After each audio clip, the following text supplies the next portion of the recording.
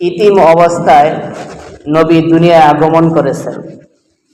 জাহেলিয়াতের জামানায়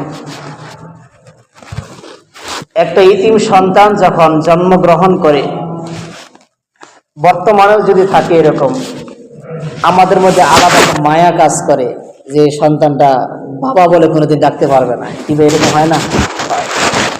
তো আমাদের নবী এরকম ইতিম অবস্থায় দুনিয়ার মধ্যে আসছেন। আবার শৈশবে দেখা গেছে আমাদের নবী তিনি মা হারা হয়েছেন, তিনার মাকেও আল্লাহ তাআলা দুনিয়া থেকে নিয়ে গেছেন। আব্দুল মুত্তালিব তিনার কাছে লালিত পালিত হলেন, তিনিও দুনিয়া থেকে চলে গেলেন। তো এইভাবে একের পর এক আল্লাহ নবী সাল্লাল্লাহু আলাইহি ওয়াসাল্লাম হারাইতেছেন। আবার এই দিক দিয়ে বিভিন্ন জুলুম, নির্যাতন, নিপীড়ন আমাদের নবীর উপর চলতেছিল। মনে করেন বর্তমান সময়ের মধ্যে যদি কোনো ব্যক্তির তার বাবা মা মারা গেছে, এখন তার চাচারা আছে, তো কিছু চাচা এরকম থাকে যারা সম্পত্তির লোভে পড়ে হোক, যে কোনোভাবে হোক, এই ইতিম বাচ্চাটার উপর অনেক জুলুম নির্যাতন করে। কি ভাই করে কি করে না? আমাদের মাদ্রাসার মধ্যেই আছে, 3 মাস বয়সে তার বাবা মারা গেছে, মায়ের কাছে লালিত পালিত হচ্ছে, নানা নানির কাছে হচ্ছে। তো তাদের মুখ থেকে শোনা যে এই বাচ্চাটাকে সম্পত্তির লোভে মারার জন্য ওই বাচ্চার দাদা এবং তার চাচারা খুব চেষ্টা করছে মারার জন্য। কিসের জন্য? সম্পত্তির জন্য। তো আল্লাহ রাসূল সাল্লাল্লাহু আলাইহি সাল্লামের উপর বিভিন্ন ধরনের নির্যাতন, নিপীড়ন আসতেছিল।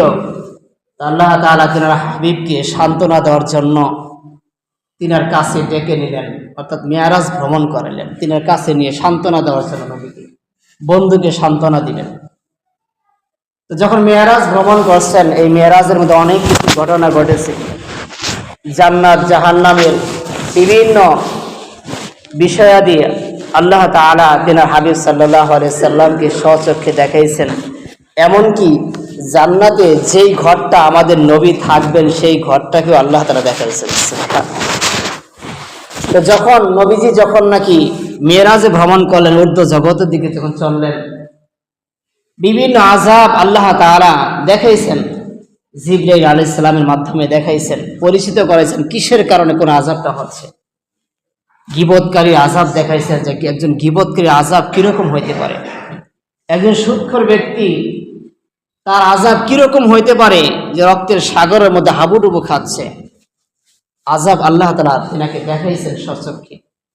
বেনামাজি, নামাজ পড়ে না, আল্লাহ রাসূলকে দেখাইলেন তাদের আযাবটা কিরকম হবে, যে তাদের মাথার মধ্যে পাথর দ্বারা নিক্ষেপ করা হচ্ছে, মাথা ছিন্ন বিচ্ছিন্ন হয়ে যাচ্ছে, আবার একত্রিত হচ্ছে মাথা, আবার ছিন্ন ভিন্ন হচ্ছে পাথরের আঘাতে। তারা কারা? তারা বেনামাজি, যারা নামাজ পড়ে না। তো এইভাবে বিভিন্ন আযাব আল্লাহ তাআলা তিনার হাবিব সাল্লাল্লাহু আলাইহি ওয়াসাল্লামের মাধ্যমে স্বচক্ষে দেখাইছেন। জেনাকারী আযাব কিরকম হতে পারে, যারা বিবাহিত অবস্থায় জেনা ব্যভিচার করে তাদের আযাব কিরকম হতে পারে, যারা ঋণ থাকতে আরো ঋণ নিচ্ছে তাদের আযাব কিরকম হইতে পারে। এক এক আযাব আল্লাহ তাআলা কি করলেন? স্বচক্ষে নবীজিকে দেখাইলেন। এইভাবে তিনি ঊর্ধ্ব জগৎ পানে চলে গেলেন। সেখানে যাওয়ার পরে তিনি হাবিব সাল্লাল্লাহু আলাইহি সাল্লামকে আল্লাহ তাআলা হাদিয়া স্বরূপ হিসেবে কি দিলেন? নামাজ দিলেন। নামাজ এটা শুধু নবী পড়বে, সাহাবায়ে কেরাম পড়ছেন, আমাদের আর পড়ার দরকার নেই, ঠিক না?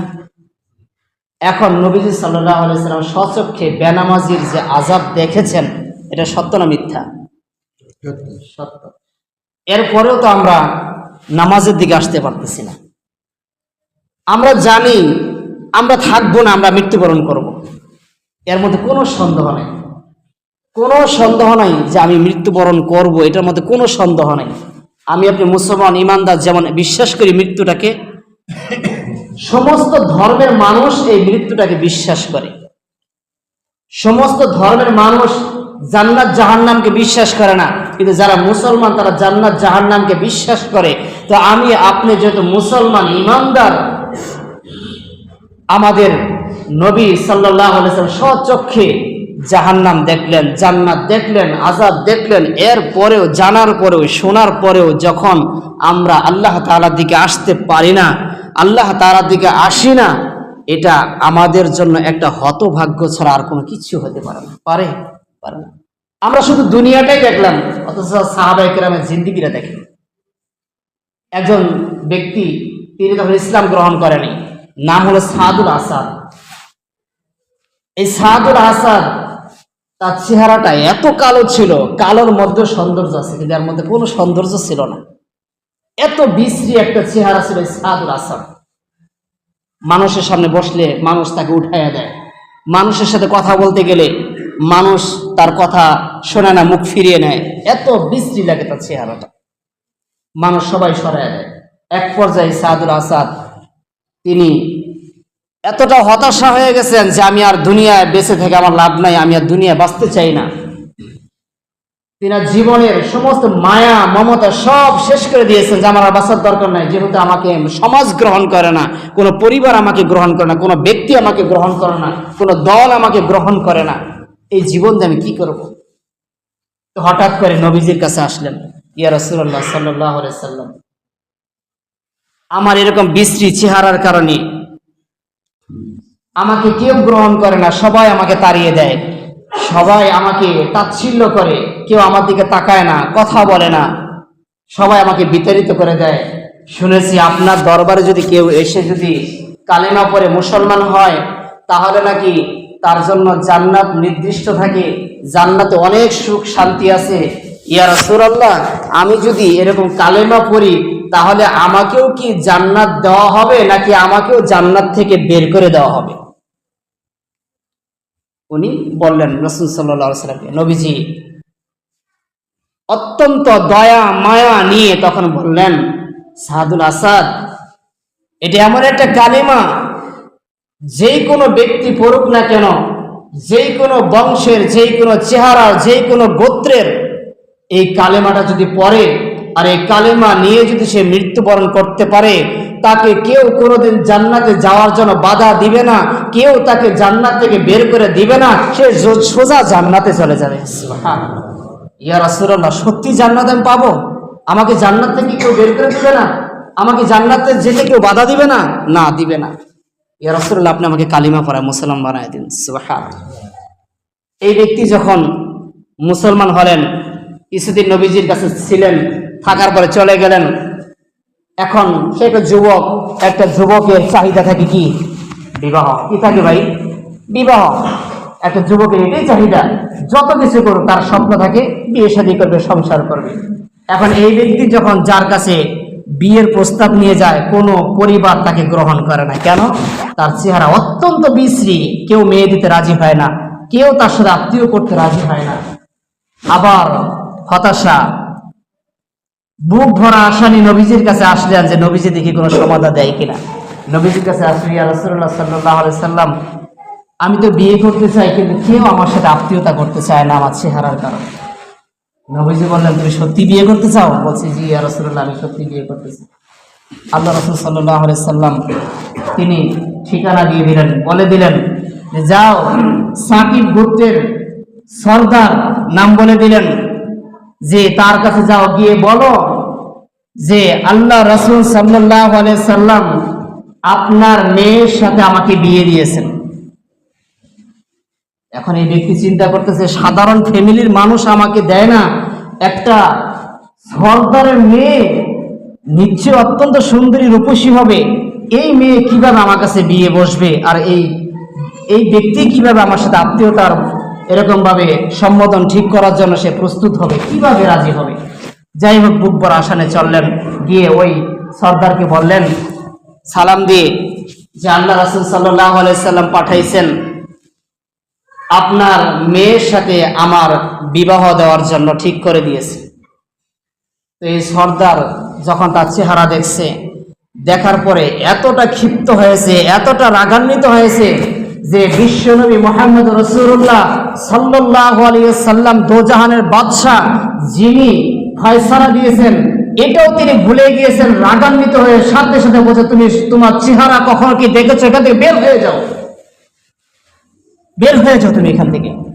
তখন এই সাদুল আসাদ চলে আসতেছেন, কয়েক পা পিছনে আসছেন, পিছন থেকে মেয়ে কণ্ঠে ডাক করছে, হে আগন্তক দাঁড়াও।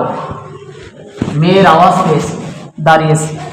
জিজ্ঞাসা করছেন যে আপনাকে কি সত্যি আল্লাহ রাসূল সাল্লাল্লাহু আলাইহি ওয়াসাল্লাম আমাকে বিয়ে করার জন্য পাঠিয়েছেন?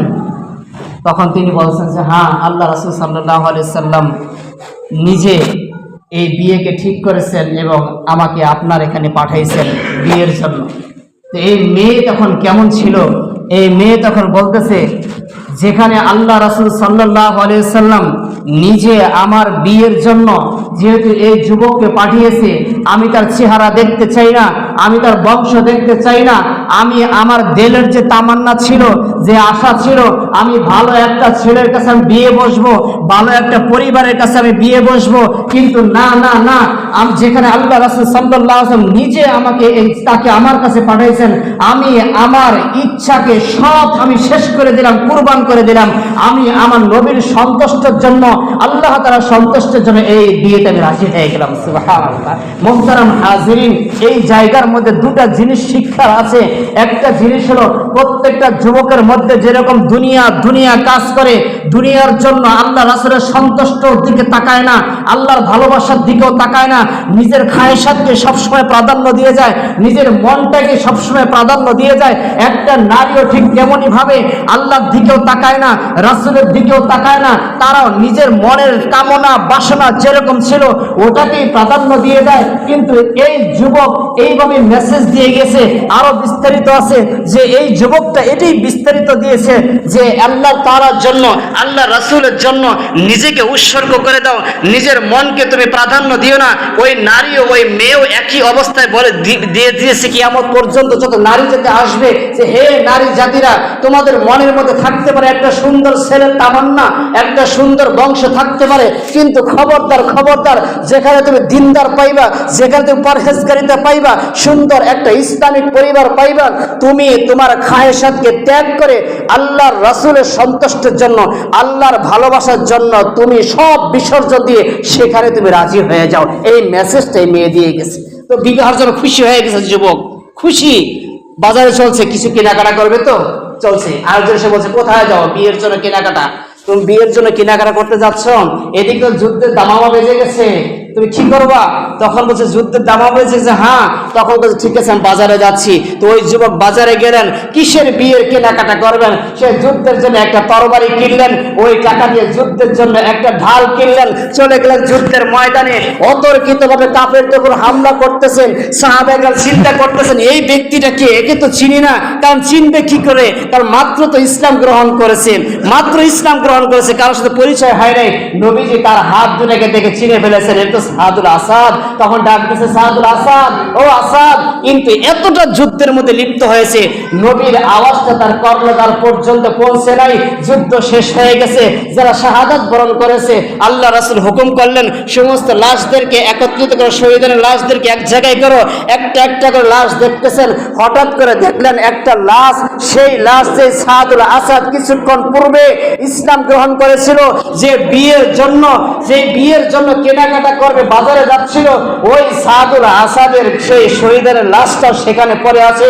আল্লাহ রাসূল সাল্লাল্লাহু আলাইহি ওয়াসাল্লাম আবেগ ভরা নিয়ে তার মাথাটা উরু রূপে রেখে বললেন, হে যুবক সম্প্রদায়রা, হে সাহাবায়ে কেরাম, তাকিয়ে দেখো, যেই সাদুল আসাদ বনু এবং সাকিব গোত্রের অমুক সর্দারের মেয়েকে বিয়ে করার জন্য গিয়েছিল, আজকে আল্লাহ তাআলা ওই সর্দারের মেয়ের থেকে আরো বেশি রূপসী সুন্দরী নারীর সাথে বিয়ে দিয়েছেন। সুবহানাল্লাহ।